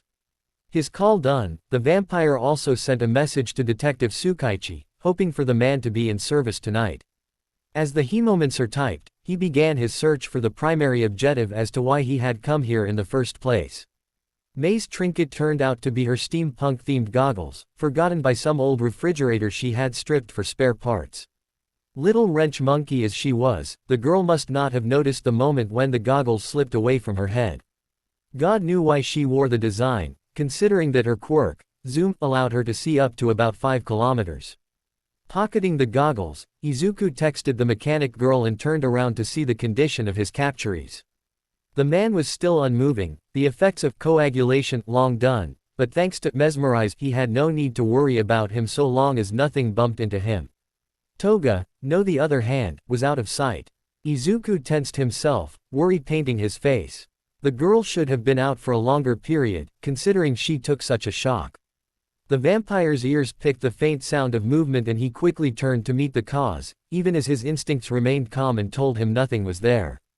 Izuku did not see anyone, but he could hear the sound. Someone was stalking him, moving with extreme melee quiet footsteps, and he knew it must have been Toga. Yet, no matter what he did, hunter instincts did not pick her presence or intent. It was like the girl was invisible or non-existent. This led to him receiving a palm strike on his chin, the blow snapping his head back. Following that, a roundhouse kick on the gut threw Izuku back a few centimeters, his feet digging grooves on the sandy floor as he huffed. His head snapped into the direction he heard movement. This time he finally managed to spot the girl. She was panting, an obvious sign that she was not well, but that did not make her any less dangerous, considering she had managed to pick up some of her weapons. Izuku stood still, hoping to not aggravate the situation. Well, pant, it seems like tonight everyone wants a piece of cute, ol Hamiko here tilde. Toga exclaimed, trying to stabilize her breathing. Her hands were trembling, the girl doing her best to appear both threatening and charming. Both of which she was not successfully accomplishing right now. Izuku did not know what he was due to hear. Any movement from his part would appear suspicious, and he had lucked out that Toga's kick had been that powerful. She packed some force for sure, but the vampire was more inconvenienced by her ability to suddenly disappear than her strength. His focus had not been broken, nor had the girl touched her assailant, which meant that his mental control over him was still intact. He tried to maintain fixed eyesight with the girl, but it seemed that she had somehow picked up on his little trick. The vampire opted to not say anything, allowing the girl to slowly regain her breath. If he could simplify this situation, he would describe it in chess terms as being in check. He could try and restrain her, but she was a much better close-range fighter than he was. There was also the fact his hunter instincts were being triggered, seeing such defenseless prey in front of him, trying to act tough. 2 blood bags ready to be consumed. No, I can't think like that.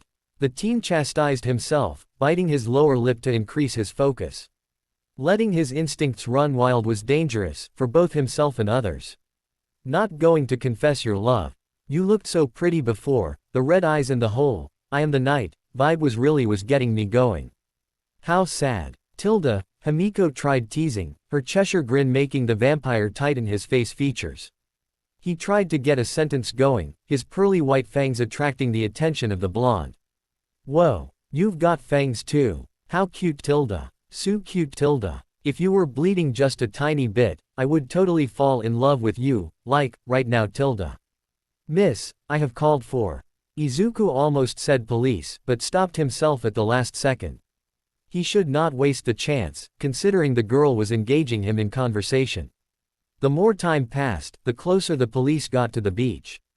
She could regain some breath back, but there was no way she was going to recuperate enough to escape the cops, not after that shock. Luckily, Himiko had not noticed his little slip-up, or so he hoped. She was. Where had she gone? Down below. Hunter instincts warned him just in time, Izuku managing to protect his chin from the incoming knife. The blade pierced the palm of his left hand and stopped his shy of touching his Adam's apple, his right hand automatically springing to grab what he perceived to be a presence right in front of him, successfully managing to grab the blonde by her throat. The vampire sucked in his breath, the pain hitting him right away, but it was not enough for him to get distracted. Some blood seeped out, but instead of dripping away, the liquid wrapped around the blade and its handle, locking it in place before Himiko could ever think of pulling it away. Himiko's eyes widened, gaining a glint of childish joy as she eyed the vibrant crimson liquid move as if it had a will of its own. Her eyes followed as Izuku slowly lowered his hand and bringing with it the pocket knife. That had sank into his flesh. Her pale features gained a staining blush as her eyes shifted from the wound in the vampire's hand to his eyes, previously emerald green, now glimmering rubies filled with violent power.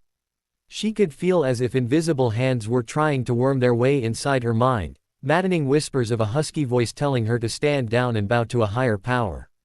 As Izuku fought the instinct to sink his fangs into Toga's soft-looking neck, he opened his mouth to speak, warm vapor steaming away and revealing once more the white fangs of his mouth.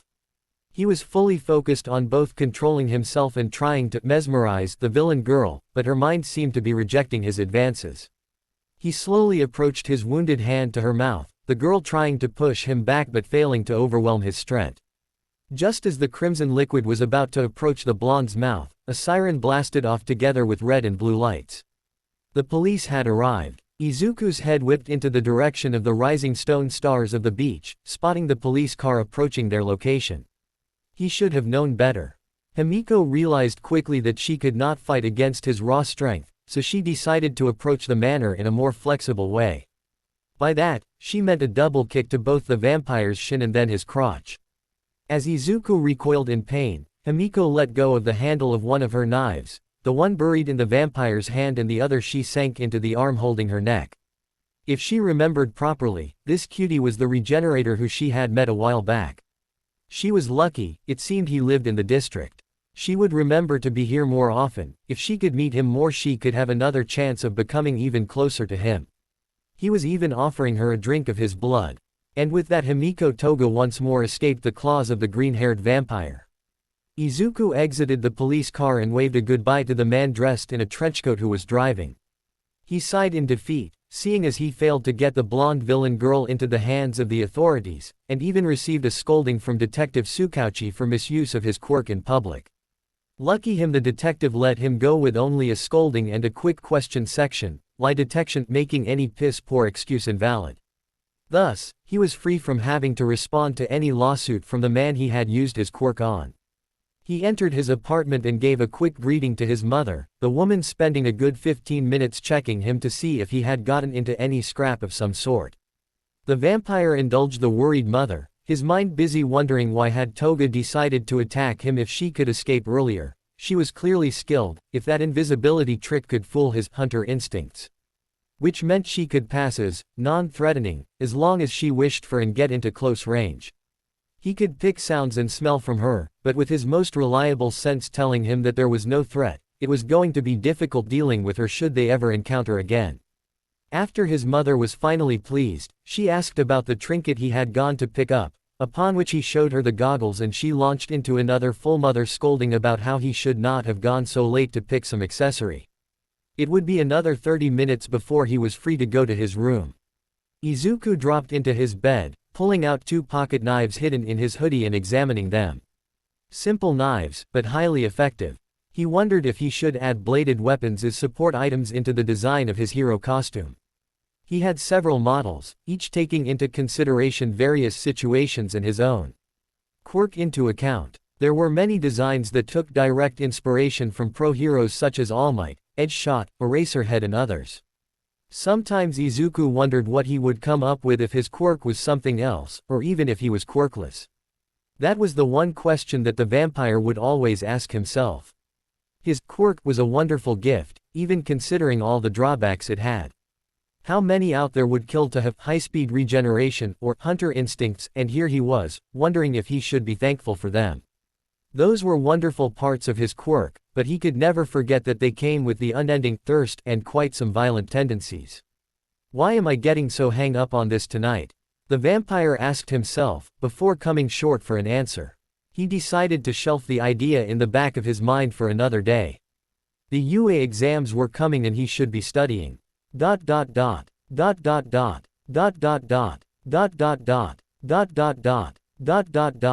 big day was finally here. After all the months of preparation, Izuku was getting ready to finally take the next step into his life. He had a full belly today, managing to almost empty his stock of blood bags at home to make sure he would not be thirsty during the exam. A few days before the exam, the NQA Nacional Quirk Agency had taken his recent upgrades into account, his slight manipulation of the truth as to how he had acquired them non-important now, and finally decided into a proper name for his quirk. It felt somewhat silly and a bit chunny, but Izuku felt glad that now he had a proper way to address his power and medical issues would be less troublesome when now he could skip the tea-tricks of explaining his quirk to doctors. No, he was not goddamn afraid of still bodies of water or silver, and that yes, he was fine with garlic. No, he could not turn into a swarm of bats. Sometimes people took movies too serious. The train ride to UA was filled with silent enthusiasm, some people giving him a wider berth than necessary, but nothing could spoil this day. May had messaged him about 50 times already, many of the texts being the same: "Pass already and let me experiment my babies on you." And that broke the nervous tension that the hero trainee hopeful had for his test. He had people who believed in him despite his quirk, so Izuku would do his hardest to meet the expectations of those that believed in him. Nothing could spoil the high mood the vampire had going. Not the many other students looking at him with questioning eyes, not the brightly lit sun that was shining down on his frame. Not even the sight of the ever-scowling Bakugo. "Get the fuck out of the way, sucker." The ash blonde growled, hands inside the pockets of his deep blue coat. Izuku eyed the bomber from the corner of his eyes, not moving from his spot. There was plenty of space for Katsuki to go around the vampire. That led to a standstill this soon, the two teens looking at each other. Bakugo's red eyes fixed into Izuku's greens, the other students avoiding the duo as if they could feel the tension in the air. 1 minute seemed like an eternity, Izuku eventually sidestepping to allow the blonde bomber right of way. The other students releasing sighs of relief they did not know they were holding. As Katsuki passed by Izuku, the vampire decided to poke some fun at the walking bomb. A simple smile, making sure that his white fangs were in display. Bakugo stopped for a moment, a growl leaving his throat as his head turned to meet the smiling face of the Hemomancer. "Hope you are ready to get squashed, mosquito." With that, Bakugo made his way to his entry point, leaving Izuku behind. The vampire got his fill of the entry gates of UA, saving the memory in his head. As he made his way inside the building, he never noticed the group that was stopped still behind him. A brown-haired girl with a bob-cut style, a boy with deep red and spiked hair close to pink-skinned girl and a raven-faced boy were the most notable teens among the group, yet all of them only had one thought running in their heads. That's the level that UA is operating at. That's crazy. ... Izuku sat in his seat after the 3-hour-long test. It was the kind of test you would expect of UA, full of laborious and difficult question, but the vampire was sure that he had scored high enough. After all the students were done, many complaining about the difficulty of the written portion, they were all directed to a large room with a stage at the bottom. Funnily enough, Izuku's arranged seat was right beside Bakugo, who was grinding his teeth and seemed ravenous to be seated beside the vampire. A few minutes and the stage was lit up, as was the projector behind it, present mic being illuminated. The blonde hero began his presentation with his usual upbeat attitude that never seemed to be put down. He loudly explained the physical portion of the exam, the screen projection behind him displaying images to aid in his labor. Simplifying the hero's words, it all boiled down to a seek and destroy, in which foe villain robots would be released to rampage around a mock city and the applicants had to destroy them and score points. The robots, points varied between 1 to 3, with an additional 0-pointer thrown into the mix. Present Mike explained the 3 robots, but left anything about the 0-pointer, which in turn rose a few alarms inside Izuku's head. He was a hero fanboy at heart, yet Izuku knew when to become quiet and analyze the situation. Mostly. Nonetheless, if the pro-hero explaining the exams was leaving something, it could mean that this exam was more than what meets the eye. The vampire nodded to himself, content in letting the idea slowly cook inside his mind. However, someone from the crowd loudly questioned the exam. The student was tall, dressed in a prim and proper uniform that definitively belonged to some sort of private school and spoke in a somewhat condescending tone. Like that passive-aggressive tone that only the well-off could accomplish. He began complaining about the lack of explanation for the 4th foe villain, and it took the blonde hero the better part of 5 minutes to explain that, no, it was not a print error and that the 0-pointer was a distraction at best. Translation: think for yourself as to why would the number 1 school in heroics withhold information. It's almost like they want to test our skills to become heroes or something. No, stop it, Izuku. You are sounding like Bakugo. Being done with his explanations, Present Mike sent the applicants to take their respective bus. 5 minutes later and Izuku was sure that UA somehow had an endless budget. The test application area was huge enough to be a city on its own. The teens were then directed to a nearby locker room to change into something more comfortable. The vampire quickly shed his school gakurin to change into a beige sports short. He left his red sneakers on and finally changed the upper part of his uniform for a white muscle shirt with the kanji for pants written across it. Yeah, laugh it up at his choice of clothing. After he changed, the vampire exited the locker room and mingled about with the other applicants. Izuku took the time to lightly stretch, warming his body for whatever UA had in store for him. The exposed parts of his skin began to steam, Daywalker already taking care of it for the hemomancer. As he finished his warm-up, Izuku noticed that the other applicants had given him some distance, no doubt somewhat intimidated by his appearance and the steam, all except one. Blue hair, engine exhaust pipes coming out of his calves and tall stature. The same guy from before made his way towards Izuku, loudly calling out the green-haired vampire. Hey, your disruptive behavior is improper. Are you truly aiming for heroics? Intimidating the other candidates and making use of your quirk before it is allowed is a serious offense and UA could have you disclassified immediately for such improper behavior. Are you listening to M? Before Glasses-kun could finish calling out Izuku, the vampire grabbed a hold of the taller boy's shirt, bringing both to eye level. Blue eyes meet crimson glowing orbs, their calm emerald color all but forgotten. Izuku barely contained the anger simmering inside his heart, his hunter instincts almost begging for him to use mesmerize and leave this impudent bloodbag incapable of any action. To see the look of desperation inside those blue eyes as his body didn't obey his commands and in the end he would realize that all his pompous behavior was not but a foolish lamb's babbling.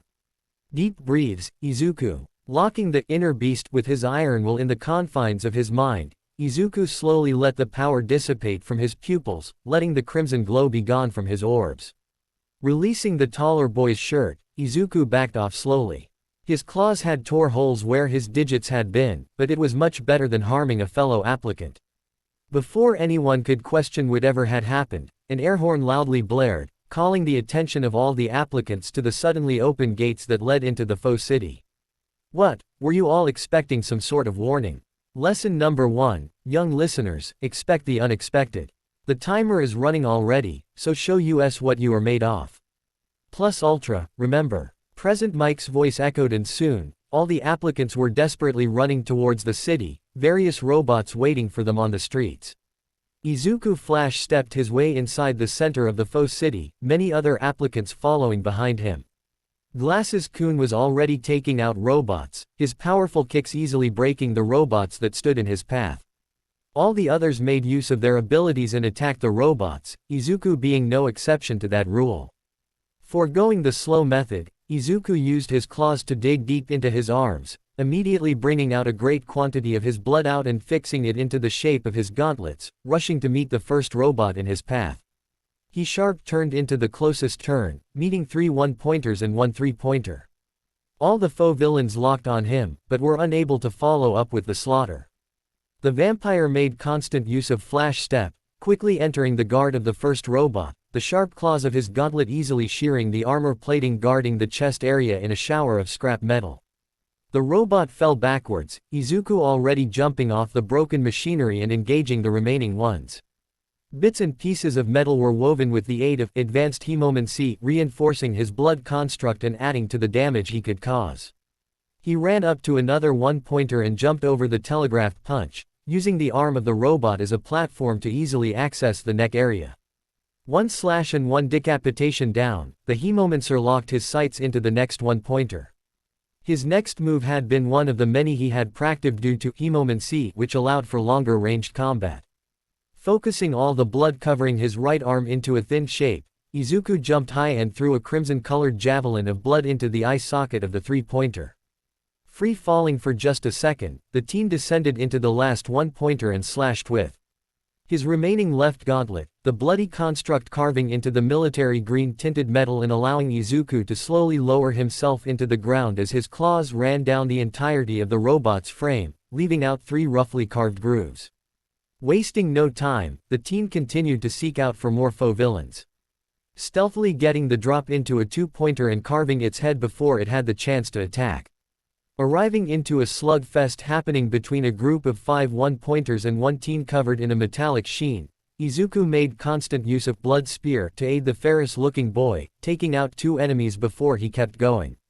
Tanking an impact missile that was about to hit a vine-haired girl, the vampire hurled enough blood spears to make the robot look like a porcupine. Dodging a hail of rubber bullets and whisking away a pink-skinned girl together with him, Izuku flash-stepped into the 2-pointer's frame and sunk his bare hand into the machine's chest, savagely ripping out the working motor and throwing it into a second 2-pointer that was soon melted down by a glob of acid. Aiding a boy with strange tusks in his mouth, shouting to him when he was about to be blindsided by a 1-pointer and using Blood Spear to stop the robot in its tracks long enough for the boy to cut the robot in half.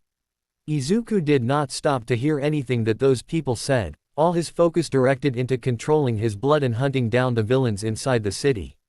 The number seemed to be decreasing fast, which considering the many able combatants present, it was only expected. He saw some robots float up before suddenly dropping down and crashing into a shower of metal. Not going north, that's taken. He turned west and was about to throw another Blood Spear, but one light beam beat the vampire to the punch. He heard some French words being used, but his focus quickly shifted to hunt other robots. Focus on the hunt, manage the amount of blood you are using. Take as many villains as you are able to with your claws. Using too much blood too fast. His quick stop to access his situation almost led into Izuku being punched by a 3-pointer. Luckily, horns came from the opposite direction and made the punch go off course long enough for Izuku to turn around and slash at throat height, severing important cables at the neck of the larger robot. His head turned into the direction where the horns had come from, his red eyes finding a blonde girl with 2 sharp horns on the side of her head. She gave him a thumbs up, which Izuku returned with a head nod. Less and less robots seemed to be appearing as the combat got more heated and students became more desperate for points. Izuku looked at his somewhat trembling hands, the broken nails regrowing to their sharp point in a few instants. Once more he slashed at his arms, bringing out his gauntlets for another round. He was able to detect a few stragglers even under the sound of intense combat, some applicants beginning to slow down under the heat of combat. 13 out of the 15 minutes were gone in all but an instant, the sounds of combat slowing down accompanying the lack of robots.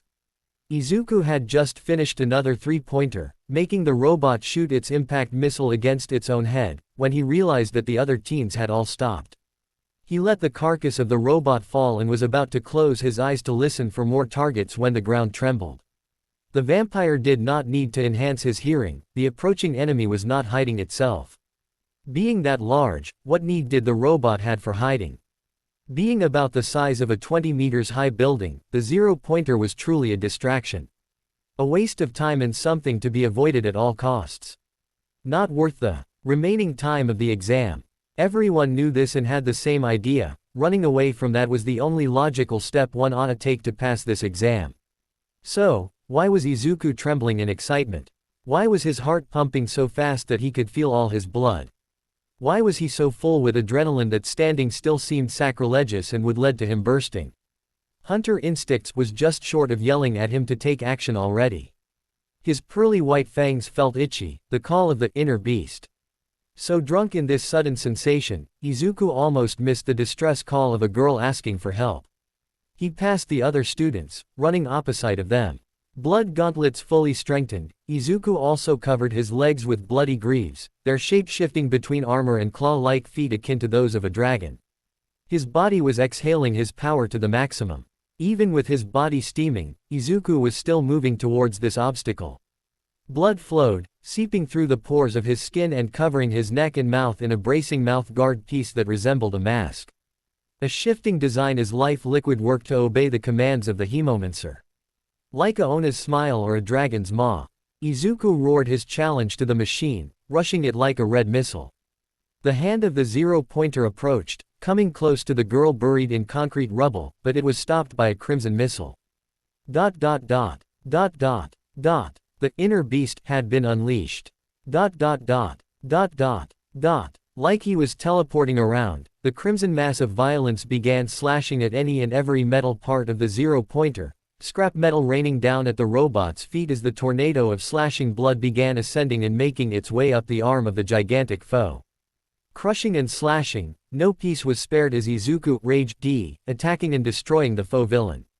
Explosions began happening around the entirety of the frame of the behemoth, claws destroying important mechanical parts, hydraulics and pistons becoming nothing less than scrap metal.